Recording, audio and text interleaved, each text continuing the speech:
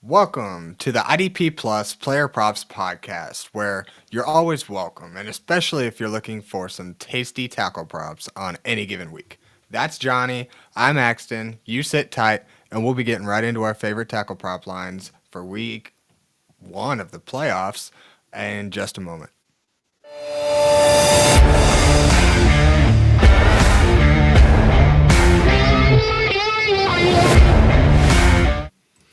Welcome back to another week of the IDP Plus Player Props Podcast, hosted on IDP Plus YouTube and all of our channels, websites, and everything.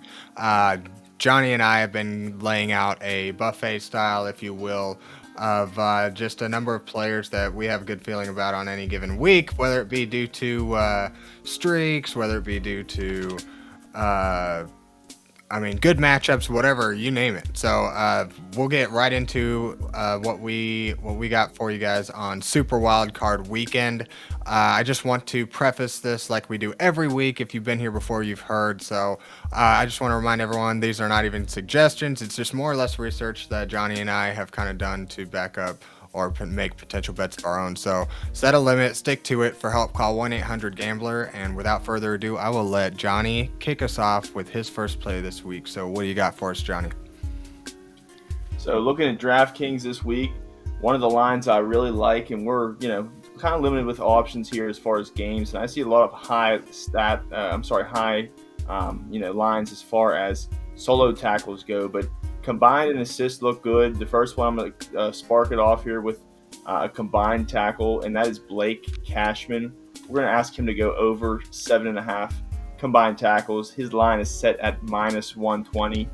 Blake Cashman has been rolling over the last month, really since Ivan Pace has gone down. Ivan Pace actually is back in the lineup and was last week, and obviously did not play close to as many snaps as Cashman did. Cashman played 91% of snaps against Detroit in a good matchup and had 8 tackles. So I'm expecting, first and foremost, in this playoff game, him to play 100% of snaps. So last week he played 91. Usually he's playing 100%. Not sure if they rested him at the end, if they were playing different packages, what exactly the deal was. But I think Blake Cashman, someone who's hit 4 out of the last 4 games and last 5 out of 6, is just absolutely rolling right now. And I mean, Blake Cashman, I thought last week he was going to go for 10 tackles. He ended up with 8. He's just that type of player. He can go for 10 tackles any given game. And you're asking, the best of the best out of, a great linebacker that you're guaranteed that he's going to show up and, put it all on the line, because one single loss and they are out. So Blake Cashman, he is going to be absolutely needed on the field a lot in this game. And versus the Rams, when we look at the matchup last week, the Rams played Seattle, and Ernest Jones and Tyrese Knight combined for 19 tackles in that game in Week 18. So that's 1 tackle off of 20. So Blake Cashman and Ivan Pace, if you're telling me they're getting 20 tackles, then Cashman's at least getting 12 or 13. So really like Blake Cashman in this matchup over the last month, and all the stars are aligning here. So once again, expect him to play 100%, and this 7.5 over mark shouldn't be too hard. So good odds here at -120. If it's -180, not as good of a play, but for -120, it's a pretty strong play here. I like it. Bankable bet. Yeah, I agree for sure. Blake Cashman's been one we can kind of go to over and over this year. He's just one of those veteran players that puts up big numbers in big games, and now we're in playoff time. It's kind of been something that Cashman's kind of, as a journeyman's, been kind of looking to do, is make the playoffs as he tries to find a home. So this year he's been nothing short of just great, and the fact that he also rushes the passer just lends well to games like this, where you're probably going to see a lot of passing come from the Rams offense, but at the same time you're seeing them utilize a heavy dose of Kyren Williams week in and week out, which is going to lend well to the opportunity here, because I think that given the amount of pressure that Minnesota puts on the quarterback, I think that the Rams are going to have no choice but to keep trying to at least get some consistency out of the run game and keep Blake Cashman and Ivan Pace busy. And like I said, with a veteran presence there, you got to figure with Pace coming back, they're probably not necessarily going to feel like trusting Ivan Pace with a full-time role right now, even though that it kind of felt like he was maybe poised to supplant Cashman possibly after this season. Kind of depends on how contracts work out and everything, but he was making a lot of waves. And do or die time, coming off an injury, you're going to want to go with the guy who got you there, and that's Blake Cashman. So he's going to be on the field plenty. I think he ought to get plenty of work, so I like that. I'll jump into my first play here of the week, which is going to be Patrick Queen to get over 3.5 assisted tackles. This comes in at plus 100 against the Baltimore Ravens this week. I know oftentimes this year I've bet the under on Patrick Queen, but he's done pretty good lately, and we've actually found an over that just kind of has some potential here. Because Patrick Queen, albeit not much of an overproducer, he does get a bulk of his tackles in the assisted tackle department. Baltimore, on the other hand, on the flip side, is pretty well always been a top-end matchup for opposing linebackers all season. It's obvious Derrick Henry's going to get the ball 18, 20 or more times a game, and the opposing linebackers are going to be eating that up. Patrick Queen is not sure of the size comparison. There's not a whole lot of people that can single-handedly take down Derrick Henry. So I think the assisted tackle line and that fact just means that he's going to need a little bit of help, I think, here to take Derrick Henry down. But I think he should get plenty of opportunities. Baltimore's also allowed 17 tackles a game this season to opposing linebackers. So that leaves plenty of tackles for both inside linebackers, him and Peyton Wilson, to get plenty this week. So Queen, albeit, like I said, he's not much of an overachiever. The assisted tackle line is kind of where he makes his money. He's achieved this line in the 6 of his last 8, 75% of the last 8 games, and he's also achieved this in both games against Baltimore this year. It's a big wild card matchup. Baltimore's down a receiver, so I imagine Derrick Henry could get even more usage. So again, I think Patrick Queen ought to be busy in this one. I kind of like the history coming into the playoffs. Big game. We got some plus money on it. So give me some Patrick Queen over 3.5 assisted tackles and plus money here. Johnny, what do you think? We'll get into your next one too. You know what? My assessment is it's a pretty bankable bet. And for me to say that is me saying that it's more likely to happen than not. So yeah, I'm pretty sure on the money with this one. Axton, you mentioned a couple good points. 6 out of the 8 last games. We can kind of scratch the last week 18 off the list. It was a sloppy game for Pittsburgh, but at the same time, Patrick Queen, both those games versus Baltimore, 11 combined assisted tackles. Those 2 games, an average of course 5.5, which fits the bill here. And one more thing, I mean, Kyle Hamilton. I'm sorry, not Kyle Hamilton. That's who my next pick is. But when we look at your boy here. Who was I saying? Patrick Queen, boy. That's right, Patrick Queen. I'm sorry, I'm jumping the gun on Hamilton. Yeah, when we look at Patrick Queen, one thing about him is this is another revenge game. The third time he's going to have this revenge game here this season. So check the box, both 1 and 2. Here we go for the third matchup. I think he's going to make it 3 for 3. So still a bankable bet, and bottom line, they're getting plus 100 odds. So great juice there. I love that pick. And love it so much, Axton, that here we go. I'm going to stay in it for my next pick, and that is Kyle Hamilton over 6.5 tackles at minus 105. Yeah, I like this game a lot as far as these lines go. This one here being the total tackles for Kyle Hamilton. 7 is pretty achievable. As a matter of fact, Kyle Hamilton can do this with solo tackles alone. There have been 5 times this season where Kyle Hamilton has had 7 or more solo tackle games. So he's a walking bomb when it comes to defense. And he's another guy. We mentioned Patrick Queen when he plays Baltimore. When Kyle Hamilton plays Pittsburgh, he has shown up too. 7 solo tackles in the 5 games. I'm sorry. Yeah, he's had 7 solo tackles in 5 games. But his 2 games versus Baltimore, he's had 8 tackles. The last game, that was in a win, and then before that, I believe it was 7. So I'm sorry, it was 9. So in those 2 games, he's had 17 tackles, good for 8.5 average. Crushes this line, blows it out by 2 tackles. Kyle Hamilton has a little bit of a fluky, streak going on here. I think he's 0 for the last 2 on this line. So Vegas kind of bumps the line down. I think this is a byproduct of that. So Kyle Hamilton, you got to think he's going to have a big game. He's going to play 100% of snaps. Last 2 games, he only combined for 90%. Maybe they were keeping him a little bit safe from injury from the playoffs, but here we are. It's the playoffs, and it's not time to rest him. So, even though he hasn't hit in the last 2 weeks, I'm pretty sure this matchup is kind of an outlier as compared to those two. High stakes, and Kyle Hamilton's, like I said, anytime can have 7 or 8 solo tackles. So all he needs is 7 combined here. At -105, it's pretty even odds there. I like this bet a lot, Axton. I'm pretty sure it's going to happen, so I'll call it a bankable bet. What do you think? I agree. I think Baltimore is going to come ready to play. So this defense is going to be locked and loaded, and they've kind of buckled up on all aspects. They've kind of been shutting down receivers where they were more generous during the much of the year. And, that a lot of that is just due to the kind of playmakers they have on this defense. And Kyle Hamilton, time and time again this year, has exceeded the 6.5 tackle mark. Yes, he goes up and down, tends to kind of play to the level of his competition. But at the same time, when you think about the last couple of teams, he's played Houston in a very struggling offense overall, where Joe Mixon hasn't hardly rushed for over 60 yards in like 6 weeks. And then C.J. Stroud can't pass the ball worth crap right now. And then on the other hand, they played Cleveland, who had DTR and somebody who just came off the couch playing quarterback.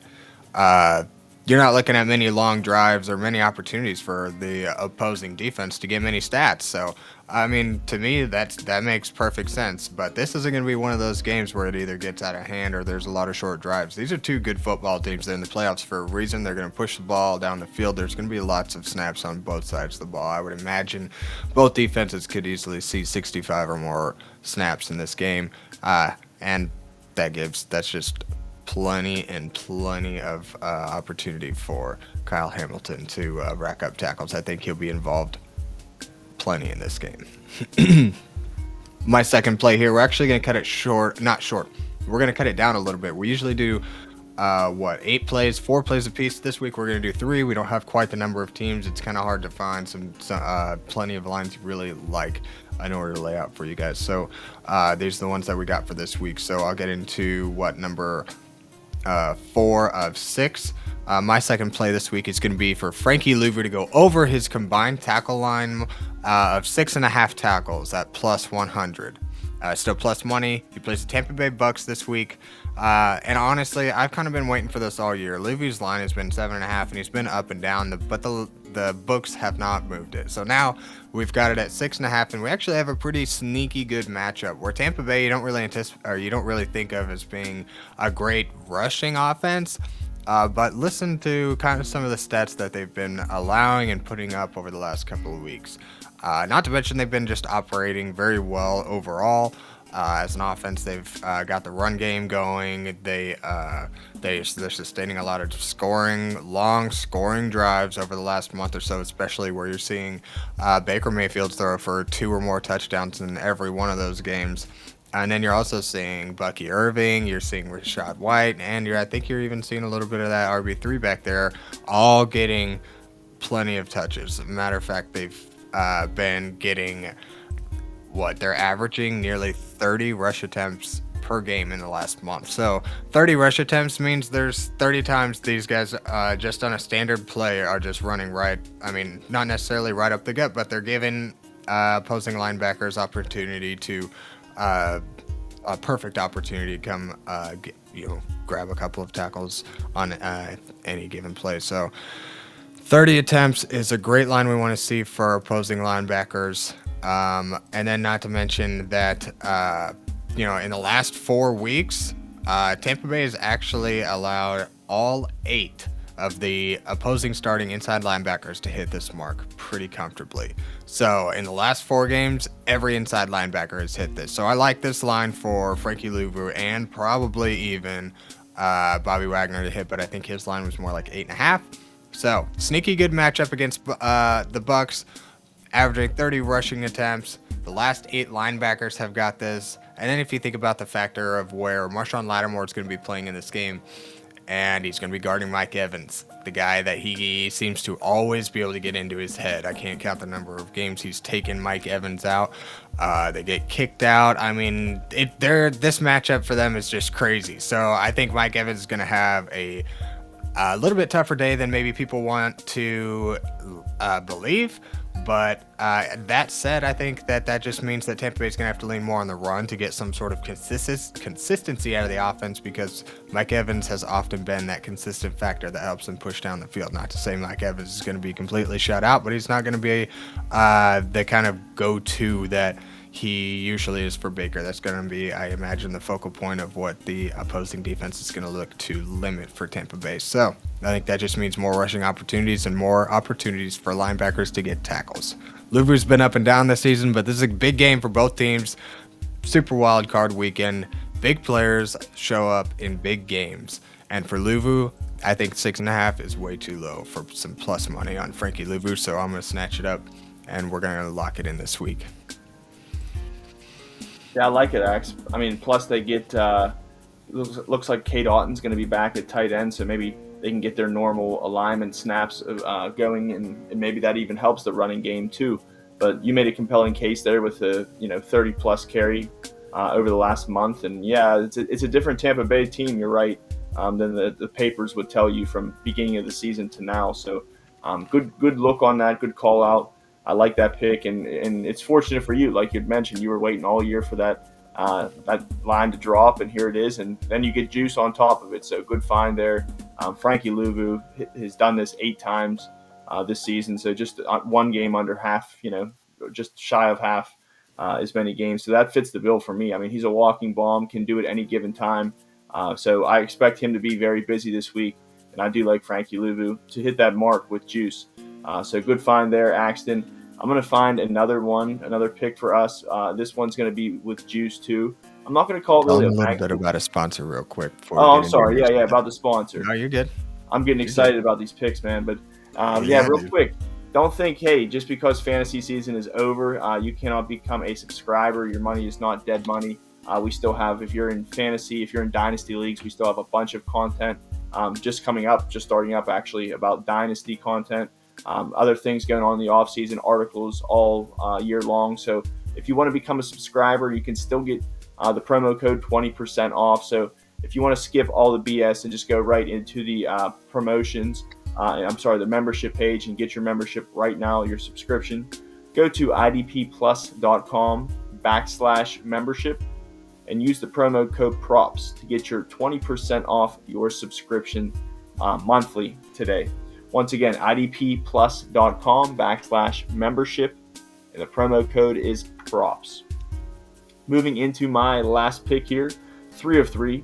Like I said, got to find some juice here for you guys. So one pick I do like, it's an obscure pick, and I like to throw those in here, is a cornerback, Kristianfulton from the Chargers. His line is set at 4.5. I'm going to take the over, and the odds are at plus 120. So Kristianfulton, a little bit of background about him in this line, in regards to this line. He's hit 4 of his last 6 games.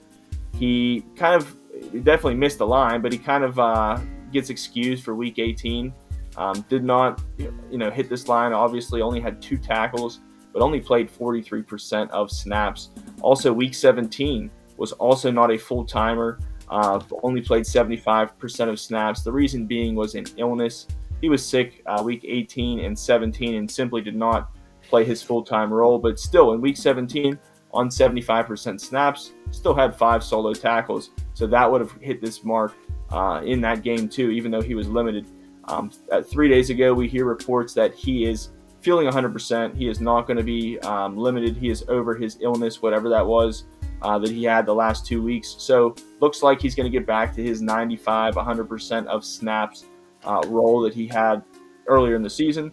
I think there's plenty of throwing, plenty of opportunities in a competitive game here when we look at this Chargers versus Houston game.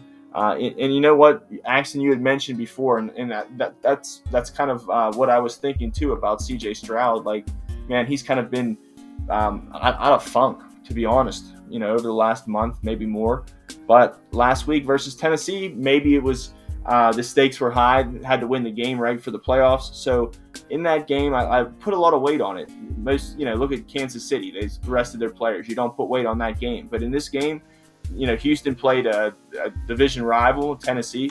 Looking at the cornerback specifically, even though over the last month, Houston has allowed under 10 tackles to opposing quarterbacks. Last week, week 18, when it mattered, they allowed 14 cornerback tackles to Tennessee. So to me, I'm looking at this matchup, not really looking over the last month. I'm looking at last week and thinking about this week, kind of looking forward, not backward. And I think this is going to be a good game script for Kristianfulton to hit this line. He's not going to do it with an assist. He's not an assist tackle kind of guy. He's going to have to do it mostly here with solos. But if we can get 1 or 2 assists, so be it.